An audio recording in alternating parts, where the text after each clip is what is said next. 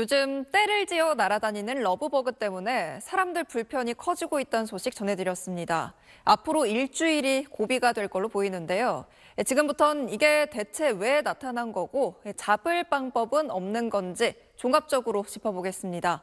먼저 친환경 방제에 나선 현장에 장세만 기후환경 전문 기자가 다녀왔습니다. 오늘 낮 인천 계양산 정상. 짝짓기를 위해 신혼 비행에 나선 러브버그가 하늘을 뒤덮었습니다. 방제용 비늘띠에는 붙잡힌 벌레들이 시커멓게 달라붙었습니다. 조망용 망원경에도 나무 계단에도 온통 벌레 천지입니다. 가장 심했던 지난 주말보다는 개체수가 절반 가까이로 줄었는데도 이 정도입니다. 앞으로 일주일이 대발생 고비인데 7월 중순이 되면 모두 사라질 전망입니다. 외래종에다 사람 몸에 붙어 불쾌감을 줘 퇴치하라는 목소리도 크지만 딱히 해를 끼치진 않습니다. 농약의 부작용을 우려해서 작년부터 친환경적인 방제법을 테스트해 왔는데 효과가 어떤지 보겠습니다.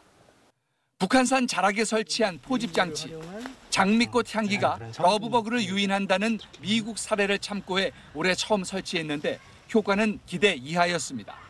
미국 러브버그와 국내 종이 비슷하긴 하지만 세부적으로는 종류가 달라 생태 특성이 일치하지 않는 겁니다.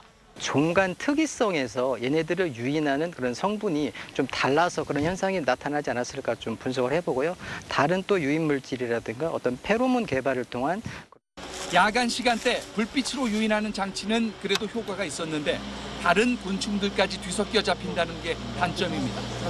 현재로서는 효과적인 방제법을 못 찾은 상황이라 6월 말부터 7월 초 러브버그 대발생 시기에는 산이나 야외 공원 출입을 피하는 게 좋습니다. 3년 전부터 기승을 부리기 시작한 러브버그는 중국 산둥반도에서 넘어온 외래종입니다. 그럼 왜 이 벌레가 특히 수도권 도심 지역에서 확산한 건지 계속해서 장세만 기후환경 전문 기자가 전해드립니다. 러브버그 자생지는 원래 중국 남부와 타이완 등입니다.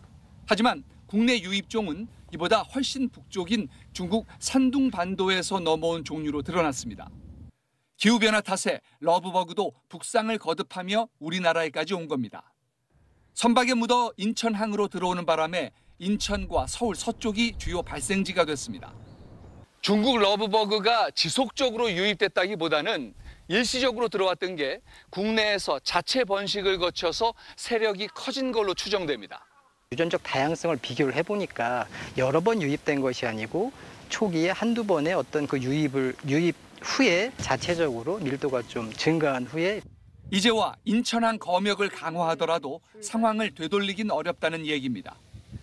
먹이 환경이나 서식 여건이 좋지 않은 수도권 도심 지역에서 창궐한 점도 의문이었는데 유전자 분석에서 일부 이유가 드러났습니다.